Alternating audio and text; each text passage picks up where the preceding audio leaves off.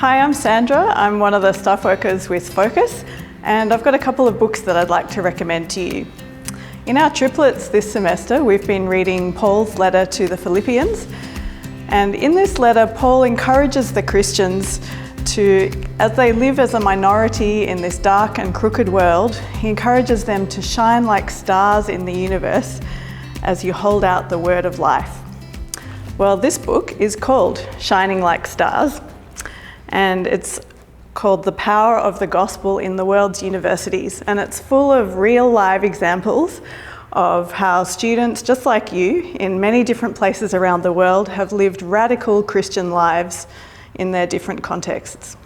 The book's written by Lindsay Brown, and he used to be the General Secretary of the IFES, which is the global movement that Christian Union and Focus are part of. So this book contains true stories of courage under pressure and faith under fire, of students who stood firm in situations of persecution and corruption and kept holding out the gospel to others in really remarkable situations, sometimes life and death. So stories from Peru to Vietnam, from Rwanda to the UK. And just to give you a taste, I'll introduce you to a couple of the students that you'll meet if you read this book. You will meet students in Mexico City.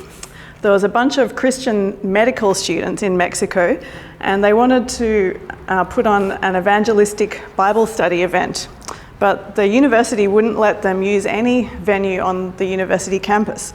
And the only place that they were offered to hold this event was actually the local morgue in the hospital where all the dead bodies were kept. So they organised this event, and they planned to invite all of their non-Christian friends to come to a Bible study on the evidence for the resurrection.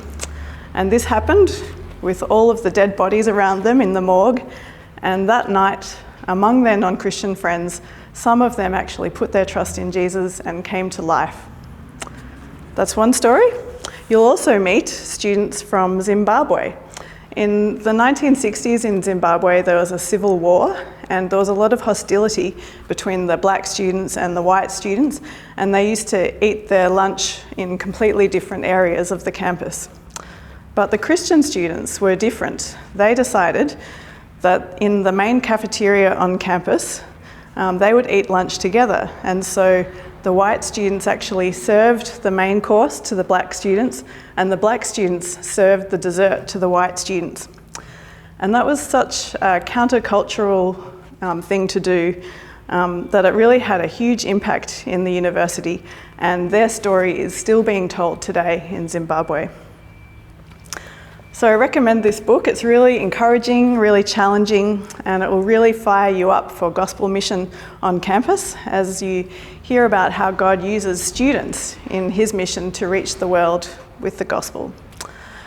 This book is actually available as an electronic version, e-version, from the Kurong website for $2.78 at the moment, so bargain. Shining Like Stars. The other book that I would like to recommend to you is called 12 Ways Your Phone is Changing You by Reinke. In this current season, we're all spending a lot of more time on our phones and our laptops and computers than we used to. And I wonder, have you ever stopped to actually consider how your smartphone use impacts your spiritual life?